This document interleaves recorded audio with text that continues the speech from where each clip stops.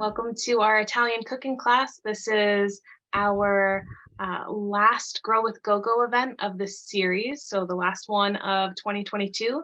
And we're hoping we're going to be able to put more of these on for you. We will have a survey, as you all know, especially if you've joined before, we always have a survey. So I'll be putting that in the chat. And we'd love your feedback on how these events are going for you. And if you have any tips or advice or things you'd like to see, we'd love to continue to be able to put these on. But we really need your insight and, some more information about what the experience has been like for you. So my name is Cassie. I'm GoGo's communications director. And we have about 60 people today who said they're interested in joining. So we're very excited to have you. Thank you for spending a little bit of your day with us. A couple of housekeeping things. If you haven't joined before, we are recording this presentation, and that's just so later at your leisure, you can play it back and follow along or share it with friends. So after the event, probably within the next week, we'll be sending you that YouTube video. We know that some people are joining and they might be joining by phone, or maybe they are blind or have low vision. So we're going to be doing our best to describe the types of things we're talking about and what we're doing in the kitchen today. We're going to have a few opportunities for people to chat and talk. So the way you're going to do that is by pressing the little microphone button on Zoom that will allow you to mute or unmute yourself. So we'll have a couple of opportunities where I'll ask some questions, and that's how you would come off mute. If you are calling in, the way to mute and unmute yourself is to press *6. And we'll save some time at the end for questions. So in the meantime, if you want to see who else is joining us today, we have a way to do that. So what you would do is you would just go to the View button at the top right of your Zoom screen, and you're able to toggle between speaker mode and gallery mode. Speaker will be the most useful today for the demonstration, but just for now, if you want to see everybody who's here, give everyone a little wave, you can go on gallery mode and take a look at all the people that are here. I think we have over 17 people already here joining us. And with that, I just want to make sure I'm set up. Let's see here. Sorry, having a little. Okay, perfect. And so I mentioned that survey. I'm going to put it in the chat right now. This is obviously something we'd love for you to take after the event, but I'll give it to you now so you have it. And this is our agenda. We are going to share a little bit of info about GoGo. Then we're going to go over the ingredients and tools that you need for today's demonstration. Then we're going to have the cooking demonstration, and then we'll have some time for questions and answers. So with that, I'm just going to introduce Justin. He's our co-founder and CEO of GoGoGrandparent. And GoGo was founded in 2016 for his grandma, but now GoGo serves hundreds of thousands of customers across the United States. And we're also joined by Sara, who is multi-talented, and she will be our cooking instructor today. She is an Italian physicist and also foodie. She grew up on the west coast of Italy in Tuscany and moved to the west coast of the United States a few years ago. And in her free time, you can find her cooking and baking Italian recipes and other foods. So thank you so much for being here, and I will kick it off over to Justin. Thanks, Cassie. Hi, everyone. I'll try keeping it quick. Thanks for all joining again. We've been so excited about this series. It's been a ton of fun for us to do. And at the very beginning of this, we were just thinking about the pieces that we would be bringing together. Oh, that's right. I'm skipping ahead in my part of the presentation. But just to finish that thought, we were thinking about all the fun things we could try doing over the next 6 months. And someone had an idea for a cooking class, and that sounded so cool. And here we are finally doing our Italian cooking class. But before we get to that, my name is Justin. I'm one of the co-founders of GoGo. GoGo helps our clients live independently in their home for as long as possible. We assist with transportation requests, delivery requests, shopping requests, medication services. We can help with home maintenance if you need someone that comes in regularly to clean, if you need a handyman to tackle screwing in a light bulb or changing an air filter or fixing a broken heater. We can do that too. It's all one number, 855-GOGO-USA. Again, that's 855, I'll spell out the numbers now, 855-464-6872. I'm going out of order. I'm sorry, Cassie. She's controlling Don't slides. worry. But we are widely available around the United States. And so we are, if you're in this call, we are in your area and serving clients near you, if we're not already serving you. There are services. If there is someone that you know that could probably use a hand with any of the pieces that we tackle today, refer them. You would get $10 in credit for GoGo, and they would get $10 in free credit when they start. Every person that's a client of GoGo has a special referral code. You can call us to get your code, and then when you give that to a friend and they sign up with that code, then they will be able to redeem the $10 credit. And so we've been excited to see those referrals coming through. So this is what we've done this year. We did a few sort of lecture style talks, combating ageism, cyber safety. Then we did some poetry. We did fitness classes, a chair yoga class, and a strength training class. And then today we're finally going to be doing that cooking class, which was sort of like one of the first ideas that we had. And this is going to be closing us out for the year. We are really excited about continuing this series and trying to tweak it or change it to make it something that more people can be a part of. I'm really excited, though, to get this one kicked off. And so I'm going to pass this over to Sara Bartolucci, someone I've known for a long time, who was happy to volunteer her time to take us through one of her favorite dishes today. So Sara, I'm going to pass the baton over to you. Thanks, everyone, for being here.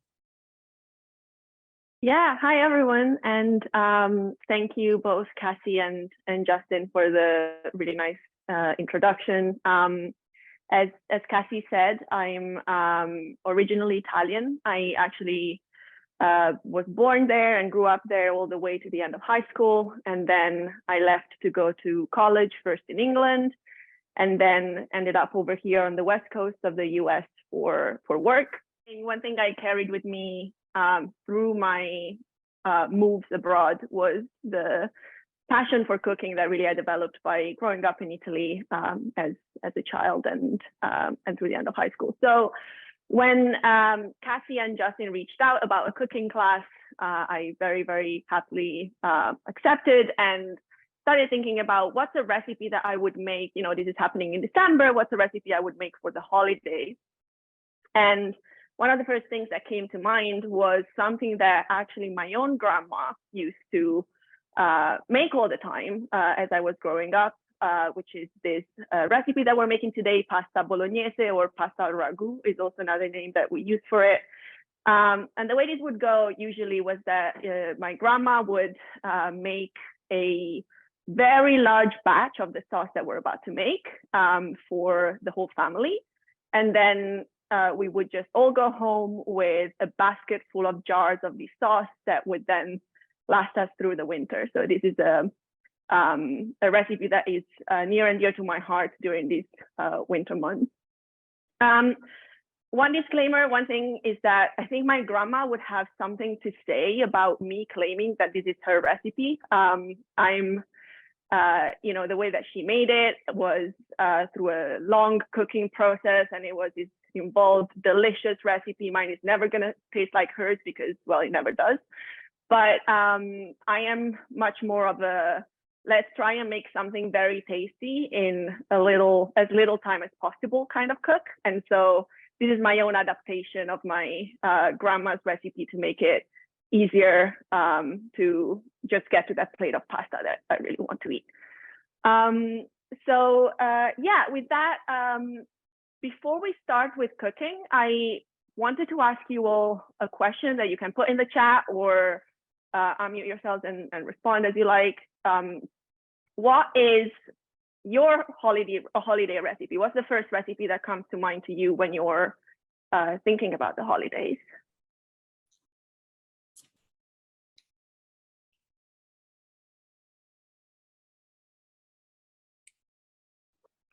And don't be shy. So you could put it in the chat. You could raise your hand, just come off mute.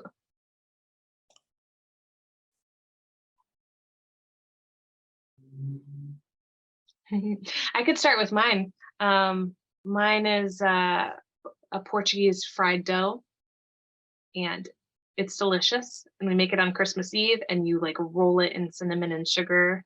And we only make it that time of year, so it's something we always look forward to. And I see some things in the chat. We have turkey. Turkey was big in our house. Thanks for sharing that, Susan. Spanakopita. That's delicious. Oh, wow. That's cool. I know that. Yeah. I had a relative who would always make us this big plate of those. It's like, it's a Mexican dish, and the name of it is escaping me right now. But it's when you have a corn shell. Yeah, tamales. Yeah. We would have a big plate of tamales. So good. So good. I'm from, that was in San Diego, but it's not like a San Diegan thing. It was just because of this relative would always come over with a big plate of tamales. It was great. Tamales are delicious.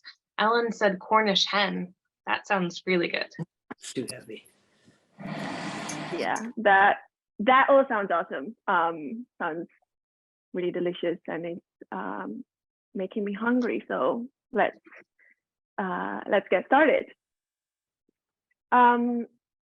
Okay, so I think Cassie, I don't know if you wanted to share again, or if I should just go through here. Okay, great. Yeah. Are you able to see my screen now, everybody? Yes. Okay, perfect. Yes. So yeah, Sara, if you want to share some of the ingredients that we need today, and just so everybody knows, you're very welcome to join alongside Sara. I know for me personally, I'm just going to be paying close attention, and hopefully I can remember, the tips I'm learning, and I'm going to do it later. Anyway, Sara, feel free to let us know what types of things that you've assembled. Awesome. Yeah, so you have the recipe there on screen. I'm going to go quickly through the ingredients that I have here on my kitchen island and the tools that we're going to need, and then we can get cooking. So in terms of ingredients, I have a few different vegetables here in the front. We have an onion, a yellow onion. We have 2 cloves of garlic, a carrot, and a celery stick. And these are all going to go into the first part of making the sauce, into what is sometimes known as a mirepoix, or soffritto in Italian is what we call it. Then we have the meat itself. This is, it can be, in the recipe, I put a combination of either ground beef or half beef, half pork. And I think someone was asking about vegetarian recipes as well. Surprisingly, this recipe can actually be made vegetarian too. You can, there are now out there at the supermarket, you can find substitute meats like Impossible Meat or Beyond Meat, which I've used before, and make for a great sauce as well. So that's something that you can try once in a while. I've tried it with, it's pretty foolproof. I've tried it with a bunch of different people that were interested. Then we have, for the sauce still, we have a big jar of crushed tomatoes that are going to go into the sauce. We have vegetable broth that we're also going to use there. Olive oil, a staple of Italian cuisine. You will never find an Italian recipe that doesn't have it in it. And then some spices. We have salt, we have black pepper, Italian herbs. This is just a mix of a bunch of different things like dried basil, oregano, thyme, and other things that go in it. And then I think last is a half cup of dry white wine. This is not to calm my nerves during this presentation. I have it here. We're gonna need it when we cook the meat. I think that's it for the ingredients. In terms of what tools we're gonna need, we have a chopping board, a chef's knife to chop the vegetables, a peeler for the carrot, and then what we're really going to need is this big pot here. I have a Dutch oven or any other big non-stick pot to cook the sauce in, and then also a smaller pot that I have here to cook pasta. The size of this will depend on how many servings you're trying to make. We have spatula and wooden spoons to mix things, a colander for when we boil the pasta, can opener, and some measuring tools. So we have a cup and some teaspoons and tablespoons here. And then an optional tool that I'm going to use today to show you a cool trick that has made my life easier since I found out about it is this food processor that I have done here. I don't know if you can see it in the light, but you'll hear it very soon. If you don't have one of those, no problem. We are just going to use it to chop some vegetables, and you can just do that by hand if that's easier for you. Okay, I think I've talked enough, and it's time to get cooking. If you can't see what I'm doing or have any questions about what I'm saying that doesn't make sense along the way, please let me know. Feel free to ask. And then we're going to have a little bit of time when we start boiling the pasta to answer some longer questions or discuss any comments that you have. So we can do that then too. Okay, so step number one is we prepare the vegetables as I mentioned. Right. So we start. 1 second, and let me get you connected. So we start with the onion. As I mentioned, I'm going to use the food processor to chop these vegetables more finely. So what I'm going to do here is do just a very, very rough chop. I'm just going to cut these vegetables into pieces that are going to fit into the food processor. If you don't have that, at this stage, you will need to chop the ingredients more finely yourself. What you want to achieve is very small pieces of each of these vegetables that can then all cook together and become aromatic in the pot. So I'm going to start here with the onion. The way I do it, I just cut the ends out, and then I usually cut it in half. And then peel the skin off. You want to take out that first layer that looks a little bit brown. Oh, and I should mention the reason why I chose, I like to put yellow onions in here. There's a bunch of varieties of onions. You can have yellow, red, white. Yellow onions tend to be a little bit sweeter and a little bit less powerful in flavor. I've tried to make this with red onions at times when I've run out of other kinds of onions, and it works, but the flavor tends to be a little bit overpowering. You can really taste that red onion in there. So yellow onions are more common in Italian cooking in general.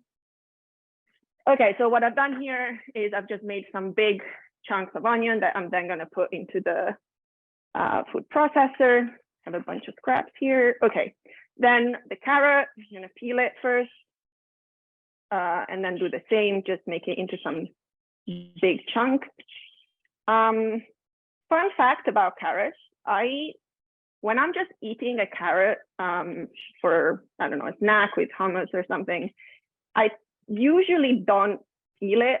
If you rinse it very well and brush it, you can actually eat the skin itself, and it has a lot of vitamins in it. But when you're using it for cooking, that skin can actually interfere with both the taste, the flavor, and the texture of what you're making, because it's a little bit rougher. And so when I use it in sauces or cooking in general, I tend to chop. I tend to peel my carrot before using it. So here's my carrot, cut into big chunks. And last, well, not last, second to last is the celery. And here I'm just gonna really quickly remove the tip, which is a little bit dirty. And then I'm going to put it aside to go into food processor. And then it's time for the last one, garlic.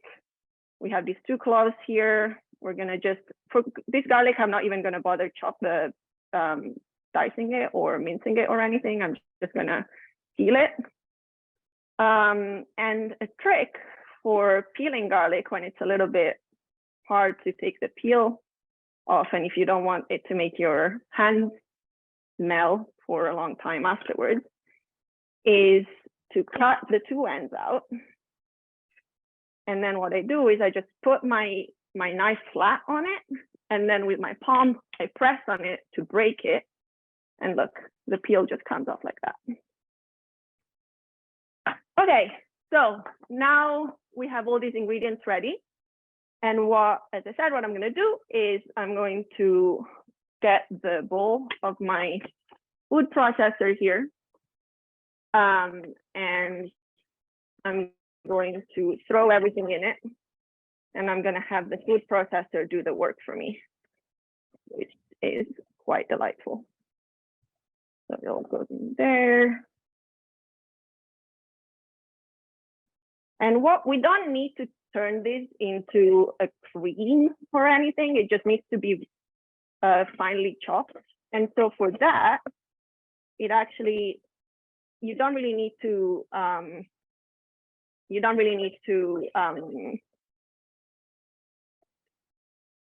I'm having a little trouble. Okay.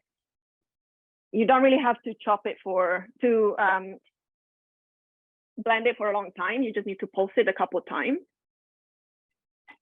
And that's what I'm going to do right now. I'm going to put this back on here. I'm going to lock it. And then this might be a little bit loud. Sorry about that, but it will be very fast. I'll just give it a couple of pulses. So.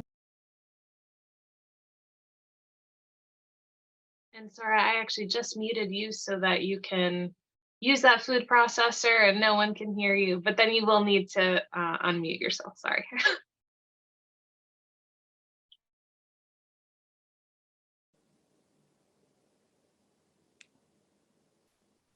It's not so loud.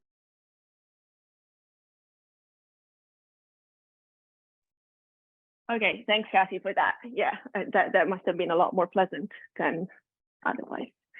Okay, so now we have these minced, I don't know if you can see them, but we have these minced vegetables. They're just in small pieces in here. And this is when we get cooking. So I go over here to my pot, and the first thing we need to do is heat up the olive oil. When I try and fry something or saute something, I usually let the olive oil become hot first, and then add whatever I want to add, rather than put everything in at the same time. So put my vegetables, in this case, in cold olive oil. And the reason for that is that if you put vegetables in cold olive oil, or vegetables or anything else, they are going to absorb that oil rather than become crispy and sizzle in it. And so it's good to let the olive oil get warm first. Now, olive oil doesn't have an extremely high smoking temperature, so you don't need to wait that long for it to get hot, but it's good to give it a little bit of time. And what you can do to see when it's ready is you can take a little bit of your vegetables and throw them in and wait until you see that they start sizzling. And when they start, that first little bit starts sizzling, that's when you can add everything else in as well. So just wait a second. I'm going to throw some in here. Sorry, if we don't have a Dutch oven, is it okay to put this into a pan or a pot? Yeah, good question. Thanks, Justin. So yeah, you want to have, if you don't have a Dutch oven, I highly recommend it, first of all. But if not, which was was my situation up until not very long ago, what you want is a pot that is that is deep enough that it can contain the sauce. So a pan I wouldn't recommend, because you want it to really be able to put a bunch of liquids in there and be able to boil for a while. But any other pot, like if you wanted to have something like this, maybe a slightly bigger one, depending on how much you're making, that would also be totally fine. Anything that is non-stick. Non-stick and deep is fine. Okay, it's sizzling here. So I'm gonna add everything else in.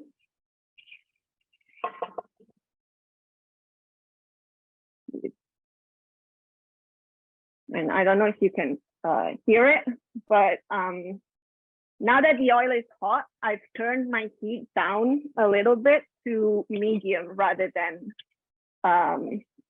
medium high, so that it doesn't burn. And then you give it a very good stir so that you can coat all of your vegetables in oil, because the ones that are not coated in oil are going to burn. So what you want to do is you want to really get the oil evenly spread all over your mixture here. Okay, so that is going now. And at this point, we're waiting for these vegetables to let go of some of their water. We want them to sweat, really. We want them to give out that that liquid and let it evaporate. And a good sign of when it's been long enough is that the onion in here are going to start becoming translucent. So you're gonna see that they become a little transparent and start to become golden almost. And that's when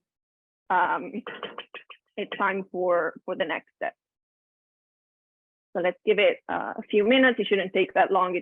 I usually just give it a couple minutes or 2 or 3.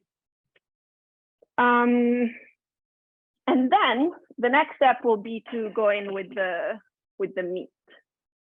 And we'll put that in, and we will use the spatula to really chop it up and break it up into small bits that need to brown in the pot.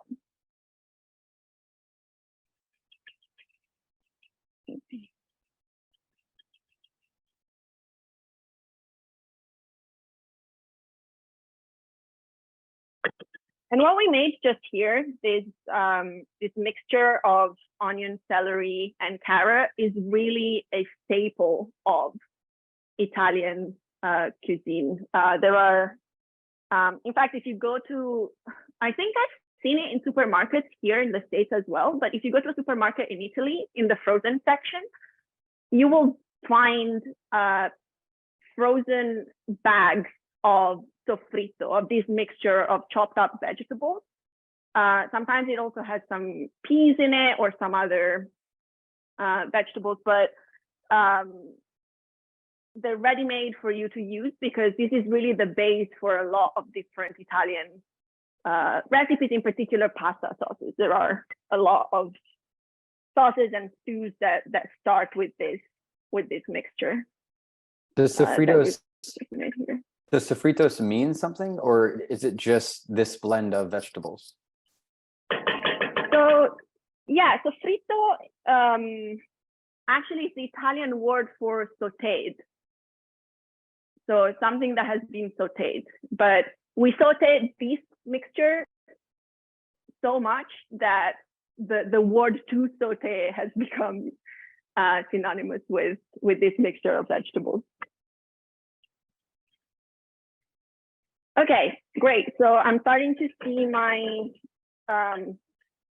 vegetables here mix become translucent, and they're starting to brown. So I'm going to take the meat now, and I'm going to put it in. I'm going to start breaking it up with my hands a little bit, and then we will go in with the spoon and break it up even more and mix it.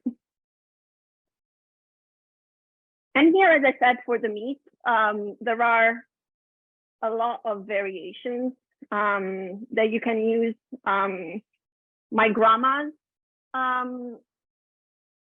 ingredients would usually be half beef and half pork, as I put in the recipe. But you can also make it with all beef, or you can experiment with different kinds of meat. Some people also put sausage in there, which makes for a slightly more bolder flavor, I guess. And there are also vegetarian options, as I was saying. You can use, I've used before the substitute meats that I was talking about. The two brands that I've seen out there most commonly are Impossible Meat and Beyond Meat, and they both work really well. But also, if you just don't like the taste of meat, and that's why you prefer a vegetarian option, these sauce can also be made with lentils. Lentils are a very good substitute for vegetarian, to get protein in vegetarian cooking. And the texture turns out to be not exactly the same, but somewhat similar to what you would have with meat in your sauce. So the way you would do that is that you would first cook the lentils separately. You just boil them in water according to instructions in the package, and then you would put the lentils in here in place of the meat, the cooked lentils in here in place of the meat, and follow the same steps after that in the recipe.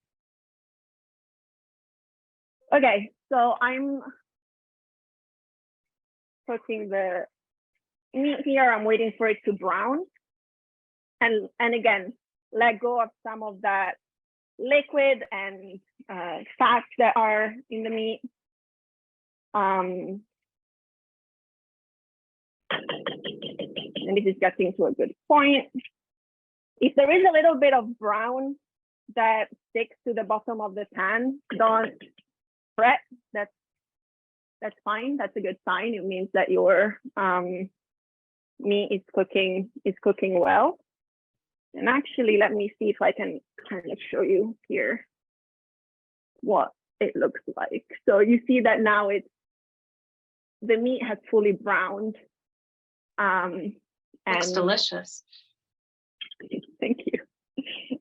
Yeah, let's see. Okay, and now we're ready for the next step in here, which is that's when I get to my glass of wine, but I don't drink it. I behave and I put it in here. And what you will see is that there will be a lot of steam that comes out all at once, and that's what we want. That's where that's what you want to do, because you want the wine to evaporate, and you would just want to retain the taste, the flavor of the wine.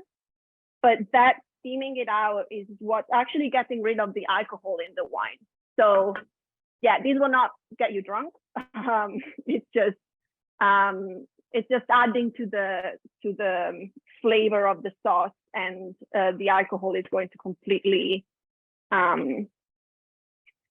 evaporate by the time that this is done absorbing. So I'm on higher heat now because I want to encourage that evaporation process.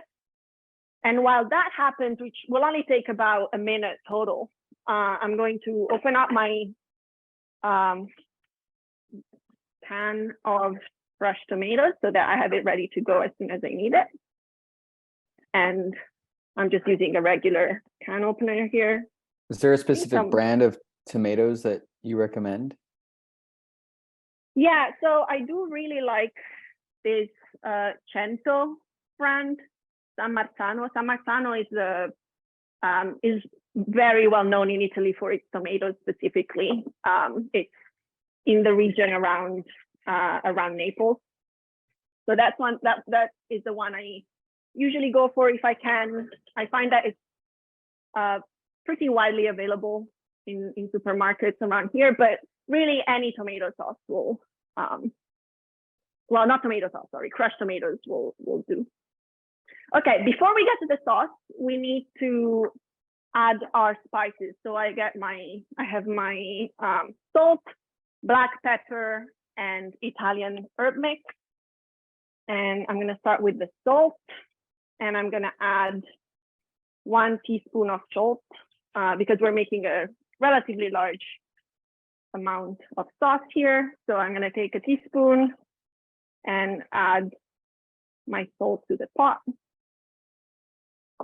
And then I have my Italian herbs, which are brand new, so I need to open the jar. And we're gonna add a whole tablespoon of these herbs. We really want that that flavor to go in here. And if you see that while you do this, things start to stick a little bit, just keep mixing. There isn't much of a risk of overcooking this. The secret of this recipe is that the sauce is that the longer it cooks, the better, really. So yeah, it's fine for it to wait a little bit longer than the times that were specified in the recipe. You just don't want to burn it before you put the tomato sauce in there.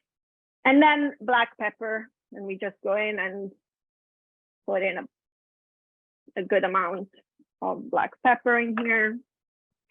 If you have freshly ground one, that also works and tastes very good. How do we avoid burning it if it's okay for it to cook longer? So you just have to keep stirring, and you have to lower the heat when you see that at this stage where you don't have the liquids in yet, you just lower the heat and you keep stirring it so that it doesn't stick. There comes a point when all the liquids have evaporated, and then it will burn if you don't put in the sauce. But once you put in the tomatoes and the broth, then you can keep it cooking for quite some time. So now is the time where we get our tomatoes and we drop them in here. Just put them in whole. And mix them in. So this can will, you can use crushed tomatoes that have been crushed before. You can also use, these are just peeled tomatoes, and then break them up like I'm doing now with the spatula yourself. Both work because these can cook for a while. The tomatoes, even if they're whole, they will break up in the process of cooking, and they will be very easy to break up just by stirring the pot. So, okay, I put in my tomato sauce now, and the last thing we need to put in there before we just let it sit is these vegetable broth. So we take a cup, and then we use 1 cup of vegetable broth. Actually, I'll show you something else.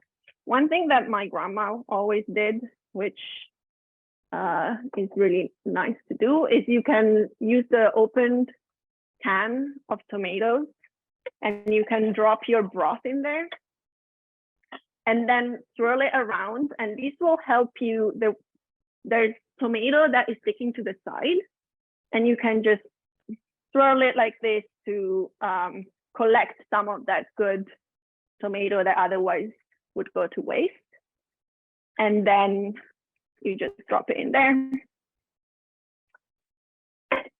And now you've somewhat cleaned the can. And then you give it a big stir so that everything combines together. One thing that you can also add at this point, and I think I might not have included this in the recipe, but I guess this is why we do the demonstration as well. You can, if you have it, you can put a pinch of sugar in the sauce. Just not very much, maybe a half tablespoon, if that, maybe even less than that. And that just serves the purpose. You don't want to make the sauce sweet. This is savory. This is going to go on pasta. But what you want to do is cut some of the acidity from the tomatoes, and the sugar will help you do that. And that's where what kinds of tomato sauce, crushed tomatoes, and you're using will change how much you need, because Cento tends to not be that acidic, but other brands can be a little bit more, and also it depends on the tomatoes themselves. So it's a good idea, if you have it, to add some of that sugar in there as well. Okay, so now what we do is we bring this, we wait for it to start to simmer a little bit, which mine has just started doing. And then we lower the heat to low, just so that it doesn't boil violently, but it keeps simmering. And this is the part where I said you can just let it cook for, it can be anywhere from 15 minutes to an hour. If you forget about it on the stove for a while, it doesn't matter too much. But I mean, at some point it will burn, so you need to keep an eye on that. But you don't have to be too strict about the amount of time that you give it. Okay, and so that's really it for the sauce. It will just keep boiling, and then once we're ready to eat it, what we want is for some of that liquid that we put in to reduce and give it that saucy texture. But that's all. We're done with making the sauce. We just need for it to cook itself now. And so what we're gonna do next, this is now a good time to start cooking the pasta that the sauce will go on. So I have this other pot here that I showed earlier. And what I'm gonna do is I've boiled some water with my kettle. And I'm going to add that water in here. This kettle is not big enough for me to do one full pot of water at once, but I'm gonna add, this is a trick to just make your water boil faster when you put it on the stove. I'm just gonna add some regular water, and then I'm gonna put it on the stove here. I'm gonna turn my camera a little bit so you can see it. And then turn on the burner and cover it to let it boil. Once this boils, before we cook the pasta, we are going to add salt to it. This is something that I realized is not very well known. I've had many times I've had pasta without salt in the water, and you can really tell the difference when there's been salt added or not. It gives the pasta itself, the spaghetti in this case is what I have here, a a totally different flavor. And so you want to really add a good amount of salt to the water, because not all of that salt is going to go into the pasta. So you don't have to think, oh, if I put a tablespoon of salt in that water, then this means I'm going to eat a tablespoon of salt. But it does seep in there and give the pasta some additional flavor.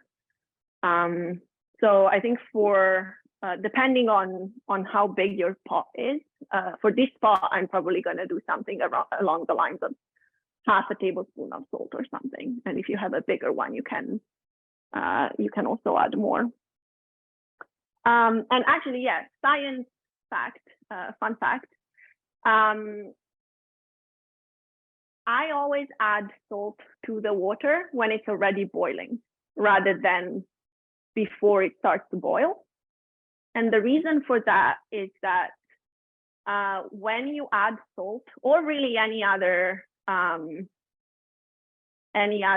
elements to your water, that raises the boiling point of the water. And so your water needs to be at a higher temperature to boil than when the salt is not in there. And so it's easier for you to boil the water first, and then you add the salt, and that will make it faster for you to get to the point where you can cook your pasta. Yeah, this is one of those nuggets that you get from being asked to put salt in the water last minute as a child when your family's cooking pasta.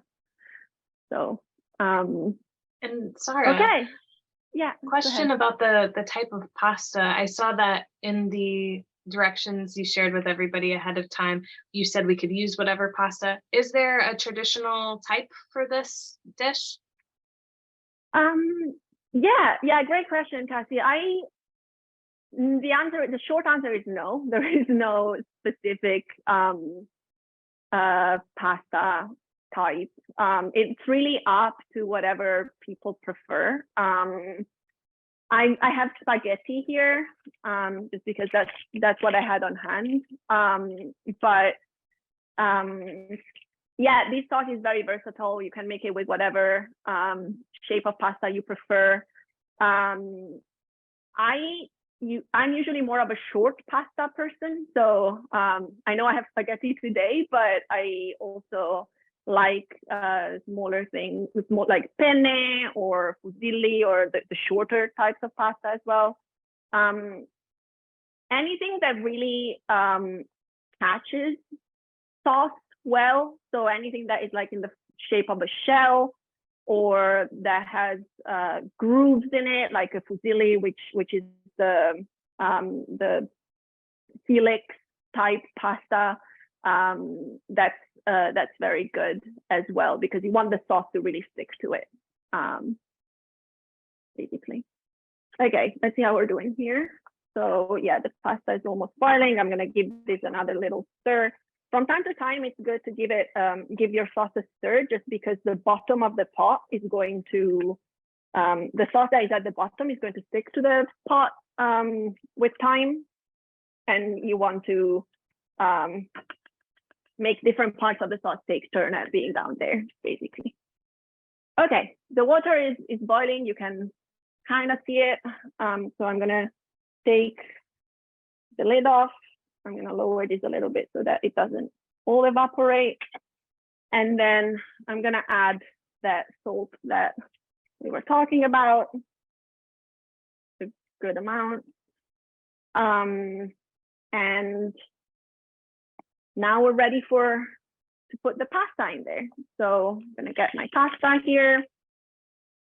And I think that the cooking instructions for how long the cooking time is going to vary depending on the type of pasta that you've chosen.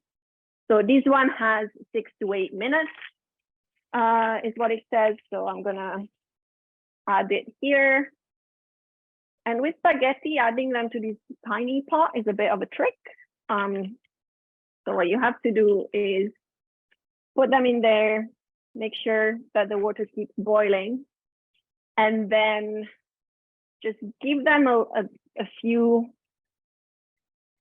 seconds for the bottom that's in the water to start softening up.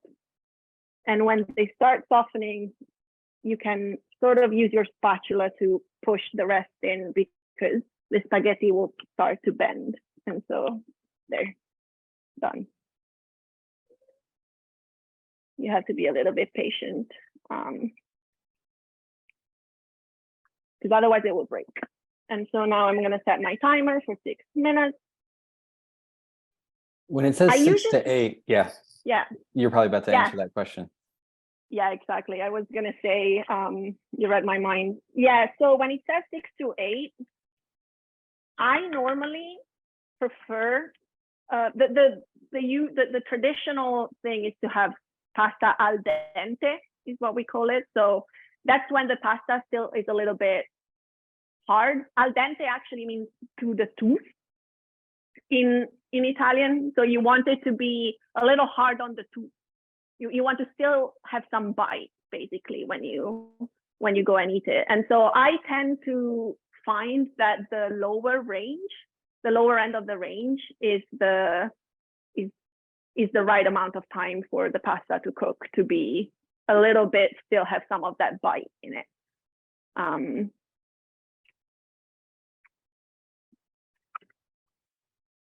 Okay, so yeah, now we have 5 minutes for this to just boil and for the sauce to keep thickening.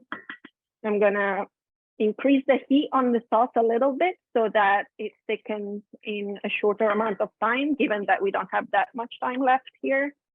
But otherwise you can just let it go for some time. And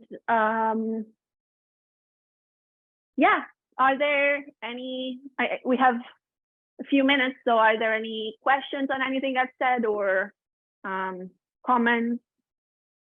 Please let me know. And everyone, you could come off mute, or you could ask any questions in the chat while the pasta is boiling.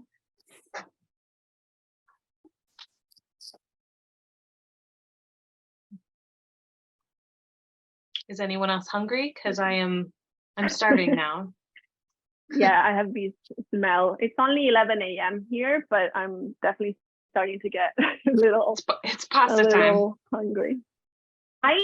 Yeah, if there aren't any questions, I can tell you a funny story about pasta, which is that as I mentioned at the start, this was a recipe, or yeah, this would be a meal that growing up I would have about probably once a week, I would say.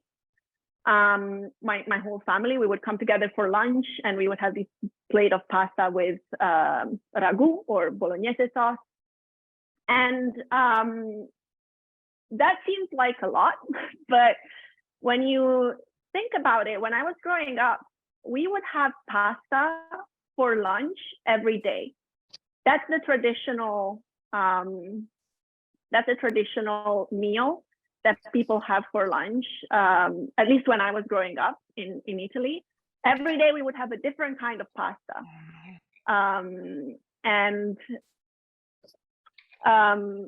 When I moved out of Italy and I went to London first for college, and then I came out here, and I started hearing people say things like, "Oh, I've been bad. I've eaten pasta today." Or like, "Oh, I've put pasta in the junk food, or like in the heavy bad food category." That was mind-boggling to me. I was so confused. All of a sudden I started asking myself, have I been eating really bad food my entire life? Like, why? What is this narrative? I had always just heard pasta being talked about as what's for lunch today. And granted, it depends on the kind of sauce you have with it. I probably wouldn't recommend having this every day.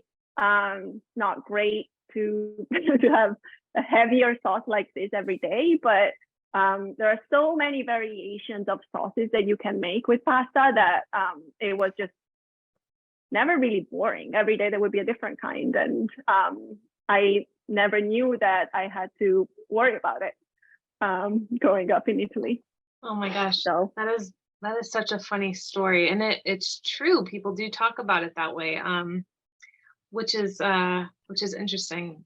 I think I also see that Nigel has his hand raised. Nigel, did you have a question or a comment? Yes, first of all, I want to thank you, Cassie and Justin, or is it Jason? I'm sorry. No problem. Justin's great. Justin, yes, I want to thank you both very much for great service and for helping those of us who are transportationally challenged, and for Sarah, Am I pronouncing that? It's not Sarah, it's Sara. That was perfect. Yeah, thank you. Thank you for putting on this program. I just wanted to point out, though, that for some stupid reason, my JAWS would not allow me to download the recipe. I was wondering if there is some way that possibly you could email me the recipe. I could send you an email as a Absolutely. reply. Oh, Okay, absolutely, Nigel. I could reply. will. I could reply to the Gazette, and you could send me. You could email me the recipe. I don't know why Perfect. JAWS is just refusing. I've tried several generations of the Gazette, the ones that you sent out, and each time I try, it just lands me into a different location. But whatever it is. Well, yeah, we should solve that for you. Thank you. But I'll Just so definitely you- send you it back. But maybe there's another way we can make sure that it's. Well, that's fine. Just sending me the we- recipe, fine. For some stupid reason, it just wouldn't open the link. Mhm. I'm using Outlook 2016 with JAWS 2022 on Windows 7. Not that it matters because I'm always able to, with rare exceptions, activate a link Right. using JAWS. It's just the way the email was structured, whatever the HTML issue was. Yeah. But yeah, because that'd be great. Thank you. Oh, absolutely. You got it. Thank you. Thanks for letting us know. So what are you doing over there, Sara? Yeah, okay. So the timer went off while you were talking. So it's important to take the pasta out immediately when the timer goes off, because otherwise it keeps cooking if you just leave it in water. So that's why I just went ahead silently over here. But yeah, I've just put the pasta in my, I've just drained the pasta in my colander over here. And now what I'm going to do is make sure it drains well and all the water comes out.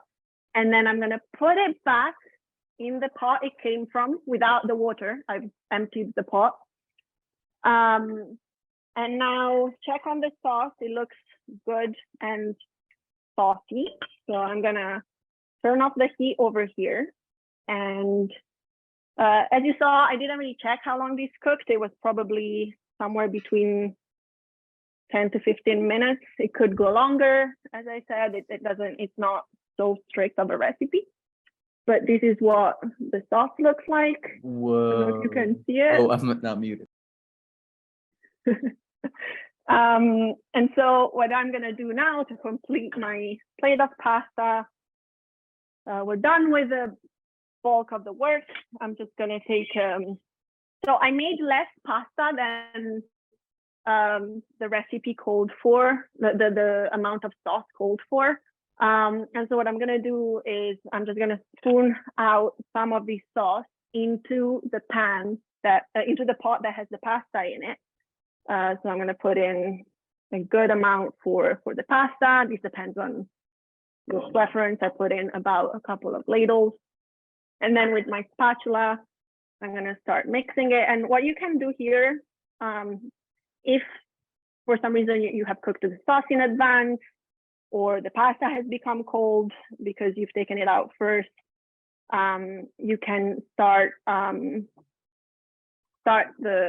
turn on the stove again and just heat it up while you mix it in. I don't need to do that right now because I just cooked both, but okay. And then actually this is something else, a good point I wanted to bring up, which is that as I mentioned, I made less pasta than I made sauce. So I have a lot of sauce left in here still, probably 2/3 to 3/4, or I think I made about a plate and a half of pasta over here. I didn't really measure things too accurately, but this is all fine. The sauce actually can be stored very easily. So you can just put the sauce in jars or Tupperware containers, airtight containers, let it cool down, and then you can put it in your freezer and store it in the freezer for a long time. I put all the time, the amount of time that you can wait in the rest. And then you can just take it out as you need it. And so this is, this actually makes this a recipe that is very good for cooking for one or making in advance. If you have guests coming over, but you don't have time until, you don't have time at the very last minute, you can just put the sauce away, store it, and then at the time of cooking, when you want to eat it, you cook the pasta separately. It's very good. It's usually best to have fresh pasta, freshly cooked, because cooked pasta doesn't keep as well. And then you can just defrost your sauce, heat it up on a stove again, and then add it to the pasta like I've just done now. So this is something I would do in college all the time. I would just make a batch of sauce for myself, put it in the freezer, and then I would have dinner for when I came back from classes, ready to go. Okay, so this is it. We've mixed the pasta. How much sauce do you usually want to have for pasta? I noticed you did 2 ladles. Do you want to smother the pasta? Yours looks a little light almost. That is a little bit up to taste. I usually, I'll show you what this looks like. So I want to have enough sauce to coat the pasta evenly and to have a good amount of meat in there in this case, but I don't want the pasta to swim in the sauce. Some people prefer that. The sauce is tasty, but yeah, it really depends on what you like as well. What I said, I think this amount for the sauce was supposed to serve six-ish servings. And so, yeah, you can go from there, 4 to 6, depending on how much sauce you like. So as I said here, I probably have about 3/4, 2/3 to 3/4 left now. Okay, last step, let's serve it. Okay, I have a plate right here. And then just going to put the pasta on. I so wish we got samples. But now you know how to make it. You don't need the samples. That's true. It won't be the same, but I'll try. Gogo does have this recipe saved with our groceries team. And so if anyone wants to or needs to purchase the ingredients that have been used for this, you can just call into Gogo, speak to the groceries team, and request the ingredients for the pasta al ragu. Or is it solely just al ragu? No, that was perfect. That was great. Okay, I'm doing the final touches. I'm just adding a little bit of fresh basil to the top, because yeah, it wouldn't be an Italian pasta recipe without it. And then there you go. Here you have your plate of pasta with Bolognese sauce. Gorgeous. Yay. Thank you. Thank you so much.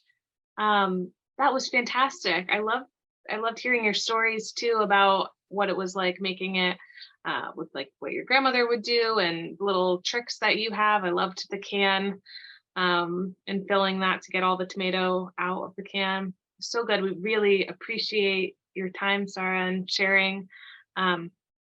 So want to say a big thank you for allowing us in your kitchen